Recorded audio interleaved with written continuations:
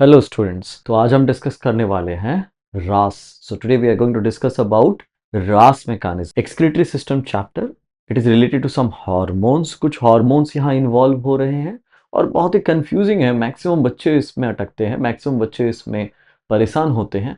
Let's see how it operates, what is the rule of this. So RAS mechanism को समझने से पहले RAS है क्या, we are not talking about RAS। एक सिस्टम होता है RAS, रेटिकुलर एक्टिवेटिंग सिस्टम, जो कि नर्वस सिस्टम से रिलेटेड है। हम आज डिस्कस करने वाले हैं RAAS, rennin angiotensin aldosterone system. ये एक्सक्रीटरी सिस्टम से रिलेटेड है। यहां कुछ हार्मोन्स इन्वॉल्व होते हैं हमारे यूरिन के वॉल्यूम को कंट्रोल करने के लिए, और ये कब रिलीज होंगे, कैसे रिलीज होंगे, कितना कंट्रोल होगा, वो हम यहां देखने वाले हैं। रेनिन प्राइमरली अगर बात करें तो रेनिन एक एंजाइम है। प्राइमरली ये हार्मोन की तरह भी काम करता है, लेकिन RENIN जब हम बात कर रहे हैं, RENIN, तो ये एक प्राइमरली एंजाइम है। और जब हम बात कर रहे हैं RENNIN, तो रेनिन ये एक सिर्फ एंजाइम है। सिर्फ एंजाइम क्यों बोल रहे हैं? ये स्टमक में मिलता है इन्फेंटहुड कंडीशन में, उस समय मिल्क डाइजेशन में हेल्प करता है, कडलिंग ऑफ मिल्क में। बट बच्चों याद रखिएगा, रेनिन RENIN प्राइमरली एंजाइम है। इसका कुछ फंक्शन, कुछ हिस्सा अगर हम बात करें तो हार्मोन की तरह भी काम करता है। तो मैक्सिमम फंक्शन इसके और मैक्सिमम प्राइमरी फंक्शन एंजाइम जैसा वर्क करता है। तो हम आज इसके एंजाइमेटिक एक्शन को हम यहां पे देखेंगे। रेनिन एक्टिवेट करता है एंजियोटेंसिनोजेन को, नॉट एंजियोटेंसिन, एंजियोटेंसिनोजेन। जेन जब भी वर्ड आ रहा है यहां पे, तो gen means it is inactive. Pepsinogen, gen या प्रो वर्ड अगर लगा हुआ है किसी वर्ड में, किसी एंजाइम में, तो ये एक इनएक्टिव है, इनएक्टिव एंजाइम है, इनएक्टिव सब्सटेंस है। जैसे मैं बोलता हूं pro insulin, pro insulin inactive insulin है। अगर मैं बोलता हूं प्रो एंजाइम्स, सो प्रो एंजाइम्स इनएक्टिव एंजाइम्स के फॉर्म है। यहां एंजियोटेंसिनोजेन एक्टिव है, लेकिन ये एक्टिव होता नहीं है बॉडी में। एंजियोटेंसिनोजेन, एंजियोटेंसिन अगर हम बात कर रहे हैं, एंजियोटेंसिन ये एक्टिव होता नहीं है, एंजियोटेंसिनोजेन के फॉर्म में होता है, जिसे एक्टिवेट करता है रेनिन। तो कब ये रिलीज होगा, ये हमारा क्वेश्चन है यहां पर। एंजियोटेंसिनोजेन एक्टिवेट होकर एंजियोटेंसिन बनाएगा, एंजियोटेंसिन एंड एल्डोस्टेरॉन हार्मोन को एक्टिवेट करेगा। ये एक हार्मोन मिनरलोकॉर्टिकॉइड कैटेगरी का हार्मोन है, mineral balancing hormone, mineral balancing hormone है। और ये तीनों के तीनों जब रेगुलेट होते हैं, तीनों के तीनों जब एक साथ सिंक्रोनाइज वे में काम करते हैं, तो उस मैकेनिज्म को हम बोलते हैं RAAS, रास सिस्टम, और रास रेनिन एंजियोटेंसिन अल्डोस्टेरॉन सिस्टम। सो रास समझने के लिए बच्चों सबसे पहले हमें समझना होगा JG apparatus को, जक्स्टा ग्लोमेरुलर apparatus को। पहले देखते हैं, just see how this JG apparatus it works. So हम क्या पढ़ने वाले हैं बच्चों? Juxta glomerular apparatus, JG apparatus। So देखते हैं JG apparatus कैसे काम करता है। तो JG apparatus को समझने के लिए पहले हम आते हैं, ये रहा हमारे पास बोमेन्स कैप्सूल।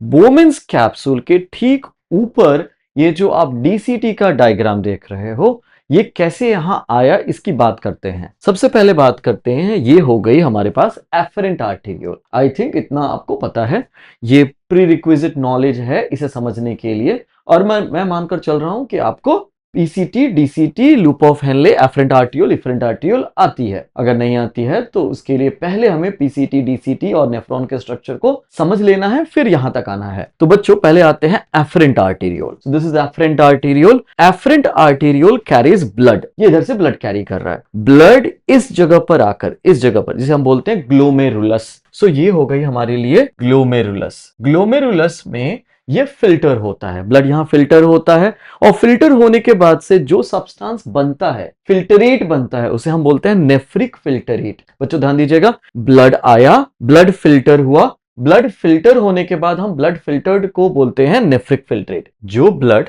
फिल्टर नहीं हुआ वो एक नैरो स्पेस से इस डायरेक्शन में मूव करता है, दैट इज इफरेंट आर्टेरियोल।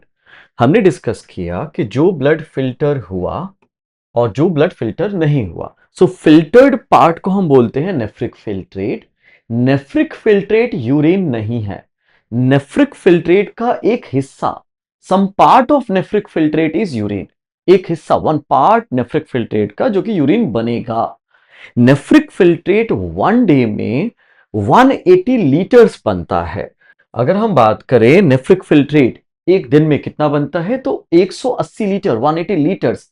लेकिन एक दिन में 180 लीटर यूरिन नहीं बनता, 1 to 1.5 litre, 1 litre to 1.5 litre urine बनता है बच्चों। हम पॉइंट ए पे थे, पॉइंट ए हो गया एफरेंट आर्टेरियोल। पॉइंट बी पर आए, that is nephric filtrate. Nephric filtrate यहां से होता हुआ, ये हो गया पीसीटी, पीसीटी से होता हुआ जैसे अज्यूम कीजिएगा ये हो गया ग्लोमेरुलस, मेरा पाम, पाम से होता हुआ ये हो गया मेरी मेरी आर्म हो गई ये पीसीटी, और मेरे दोनों लेग हो गए लूप ऑफ हेनले, और ये आ गया डीसीटी, मेरी दूसरी दूसरी हैंड हो गई डीसीटी। डीसीटी का पोजीशन, डीसीटी एफरेंट आर्टेरियोल और इफरेंट आर्टेरियोल के डीसीटी, डीसीटी ये डीसीटी है मेरी एक हैंड, ये हो गई एफरेंट आर्टेरियोल, ये हो गई इफरेंट आर्टेरियोल।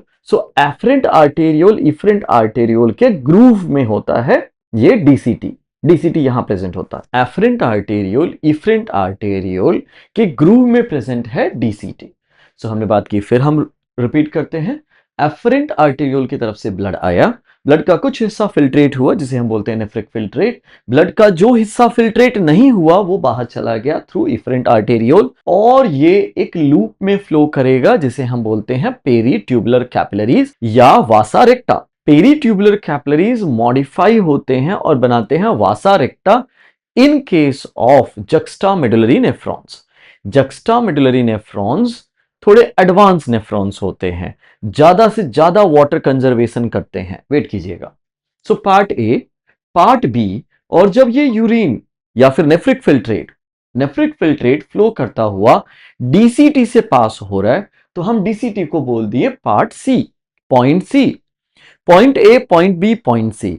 अब इन तीनों ही जगहों पर, इन तीनों ही हिस्सों में हमें चेक करना है कि ये चार चीजें मैच कर रही हैं या नहीं कर रही हैं। क्या चार चीजें? ब्लड प्रेशर अगर लो हुआ, if blood pressure is low, if blood volume is low, और if blood sodium is low, और if blood water content is low. If blood water content is low, automatically blood volume it will be low. Blood sodium is low, solute, so no doubt there will be less solvent. So all these conditions when there is low. So अब हम आते हैं, ये सारी चीजें अगर लो हुई तो DCT part C, point C की वॉल में कुछ सेल्स हैं, कुछ सेंसिटिव सेल्स हैं, ये फ्लक्चुएशंस को जज कर लेती हैं, फ्लक्चुएशंस को सेंस कर लेती हैं। सेंसिटिव क्या जज करती हैं? Mainly sodium. अगर ब्लड प्रेशर लो है मतलब कि सोडियम लो होने के हाई चांसेस हैं। अगर ब्लड वॉल्यूम लो है दैट मींस कि सोडियम लो है, सोडियम लो है मतलब कि पानी लो है, वाटर लो है, वाटर लो है मतलब अल्टीमेटली ब्लड प्रेशर लो है। सोडियम के लेस कंटेंट को यहां की कुछ सेंसिटिव सेल्स, कहां की cells? Macula densa of DCT. ये जो सेंसिटिव सेल्स हैं उन्हें हम बोलते हैं मकुला डेंसा सेल्स। इनका पोजीशन कहां है? इनका पोजीशन है डीसीटी में। डीसीटी कैसे पोजीशन है? अभी हमने बात किया, डीसीटी पूरी तरीके से इंबेडेड है, डीसीटी पूरी तरीके से इस ग्रुप में बैठी हुई है। ये रही डीसीटी इस ग्रुप में बैठी हुई है। किस ग्रुप में? एफरेंट और इफरेंट आर्टियोल के ग्रुप में।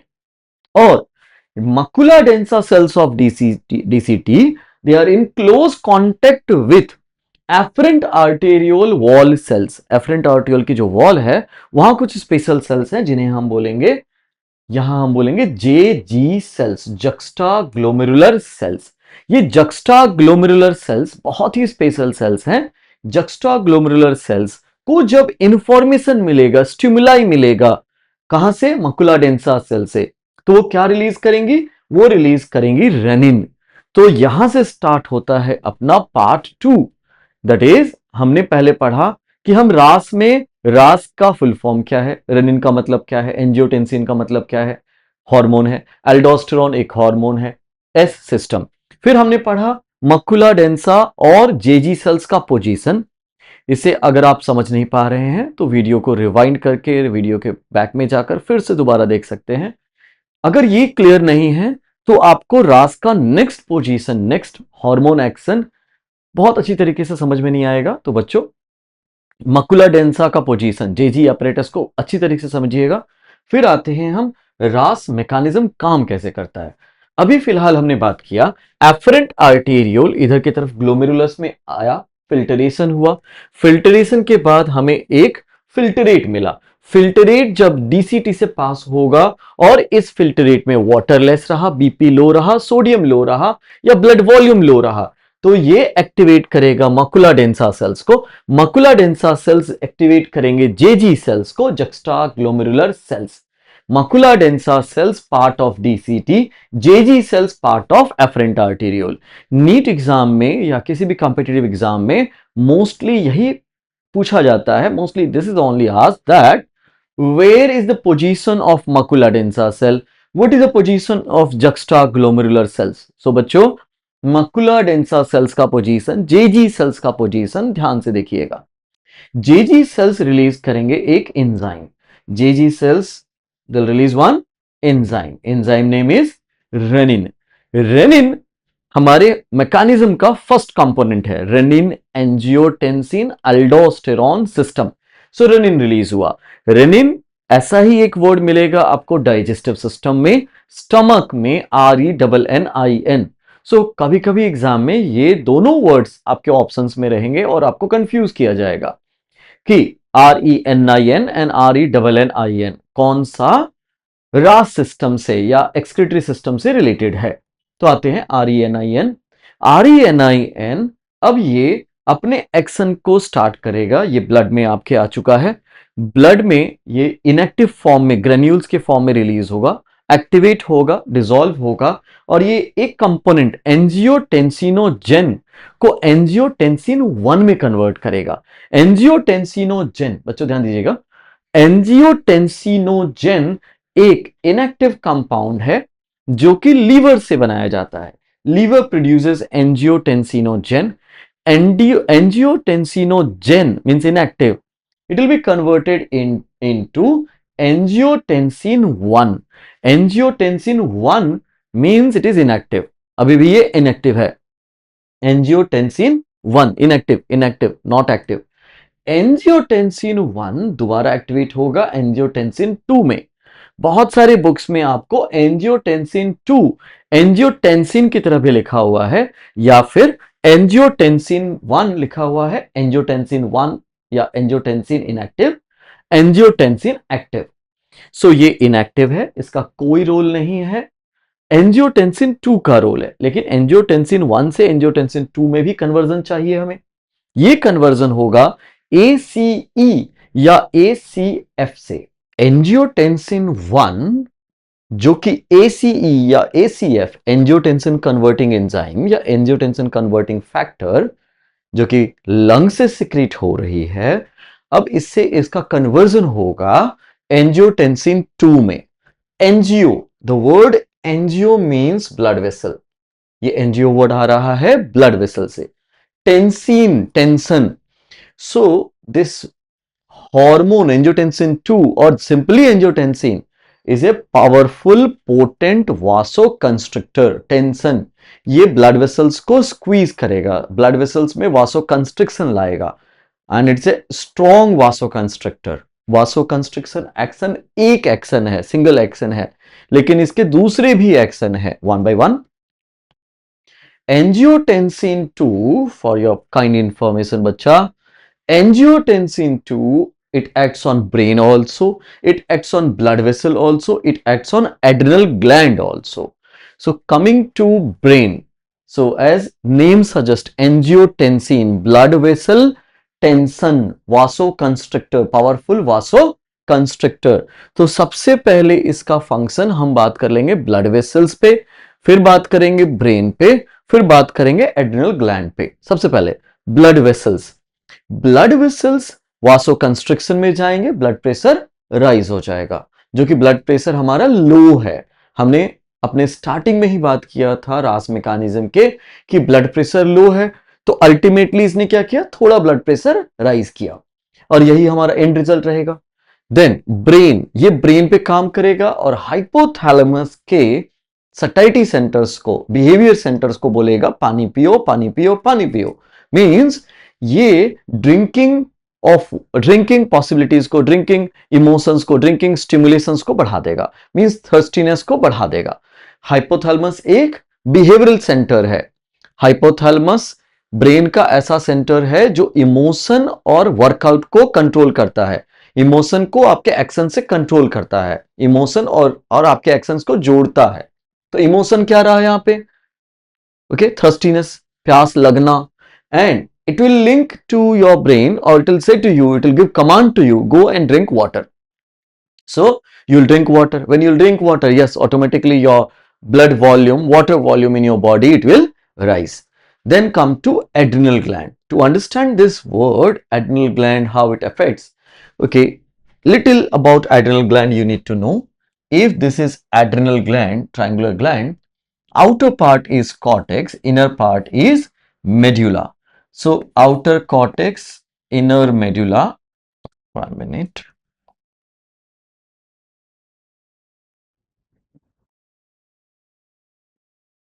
Outer cortex, inner medulla. अगर outer cortex एरिया अगर हम इसे डिवाइड करें तो 3 एरियाज में डिवाइड होगा, zona glomerulosa, zona fasciculata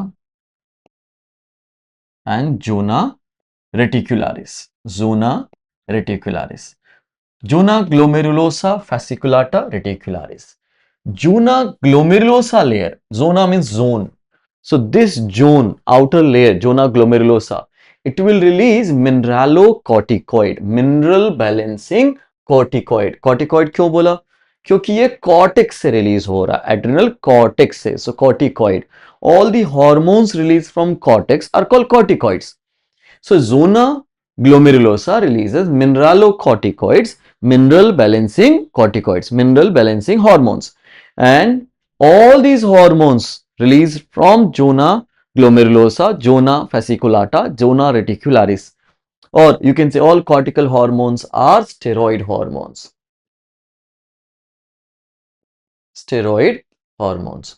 So steroid hormones का क्या डेफिनेशन होगा, स्टेरॉइड हार्मोन्स हम किसको बोलेंगे, any hormone what it is derived from cholesterol, और cholesterol derived hormones are called steroid hormones. Need to remember, steroid hormones are cholesterol derived hormones, cholesterol से बनने वाले हार्मोन्स स्टेरॉइड हार्मोन्स कहलाते हैं, जिसके बारे में हम एंडोक्राइनोलॉजी में बहुत डिटेल में बात कर सकते हैं.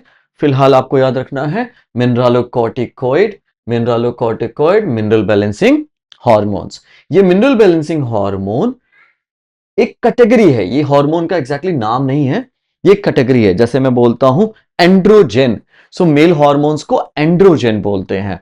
ओके, ईस्ट्रोजेन, सो ईस्ट्रोजेन किसी हार्मोन का नाम नहीं है, ईस्ट्रोजेन एक कैटेगरी है, फीमेल हार्मोन्स को ईस्ट्रोजेन बोलते हैं. और ईस्ट्रोजेन कैटेगरी में 3 हार्मोन्स आ जाते हैं, E1, E2, E3, जिसमें आपने सुना होगा इस्ट्राडायोल एक पोटेंट ईस्ट्रोजेन है. इस्ट्राडायोल हार्मोन का नाम हो गया, ईस्ट्रोजेन कैटेगरी हो गई. Oestrogen category, androgen category, same way mineralocorticoid category, mineral balancing hormone. Mineralocorticoid category के अंडर में ये हार्मोन का नाम हो गया एल्डोस्टेरोन. एल्डोस्टेरोन एक 21 कार्बन कंपाउंड है, 21 कार्बन कंपाउंड, जिसका target organ, it's target organ is DCT-CT, distal convoluted tubule and collecting tubule और collecting duct. DCT-CT पे ये काम करेगा अल्डोस्टेरोन. अब कैसे काम करेगा देखिएगा, अल्डोस्टेरोन जो कि रिलीज हो चुका है कहां से, एड्रिनल ग्लैंड से. एड्रिनल ग्लैंड कहां पे है, एड्रिनल, ये आपके किडनी के ऊपर है, किडनी में नहीं है, किडनी के ऊपर है एड्रिनल, और also known as suprarenal. For your kind information बच्चा, adrenal is also known as suprarenal. Adrenal, renal means kidney, also known as suprarenal. Adrenal, suprarenal. तो ये किडनी के ऊपर है. देखते हैं यहां पे, ये हो गई DCT या CT की wall, tubular structure DCT-CT. DCT-CT में अगर हम बात करें तो कुछ चैनल प्रोटीन्स होते हैं. चैनल प्रोटीन्स तो बहुत तरह के होते हैं। चैनल प्रोटीन्स जिनके बारे में हम बात करने वाले हैं, ये सोडियम पोटेशियम पंप्स होते हैं। सोडियम पोटेशियम पंप्स, स्पेशली ये दिस वन, ये एक बार में in single cycle they pump one side towards one side, three ions of sodium, 3 sodium ions and 2 potassium ions. And ये जो प्रोसेस होगा ये एटीपी ड्रिवन होगा, ये याद रखिएगा बच्चों। ATP driven means energy consuming process होगा।